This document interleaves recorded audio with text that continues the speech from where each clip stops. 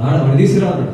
నేను రాడు సార్ అంటే పంపించాను. ఎన్ని పంపించడం ఇక్కడ ఏమన్నా పంపించాడా లేకపోతే దాని వాళ్ళు కర్ర తీసుకెళ్ళాడు.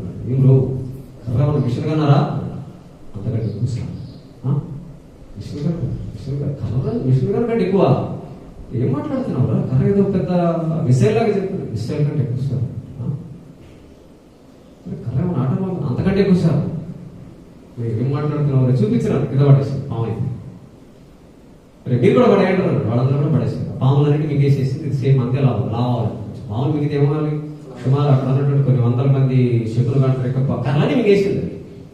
మింగేస్తే అది లావ్ అవ్వలేదు. లావ్ కాకుండా అంతే ఉంది. అంతే ఉన్నటువంటి కర్ర చూసి సంథింగ్ కర్రలేదు ఉందా చూద్దామని పంపించేసి అతను రెండో రోజు వచ్చాడు. ఏమోషే ఏంటి వచ్చాడా మీ దేవుడు? రాలేదు సార్. అదే పంపించాడు. ఏం తీసి ఏం పంపించాడు? కర్రని పంపించాడు. మళ్ళీ ఆ కర్ర గురించి ఇంకేమన్నది అని నదిలో పడేసాడు. కర్ర ఏమైంది? రక్తంగా పడే నదంతా బ్లడ్ అయింది. తాగడానికి నువ్వు కర్రతో జాగ్రత్త ఆలోచించాడు. అర్థమైందా? సో భక్తి అనేది ఏంటంటే నువ్వు అనుకున్న టైంలో నీకు రిజల్ట్ ఇవ్వదు, కానీ నెమ్మదిగా రిజల్ట్ ఇస్తుంది.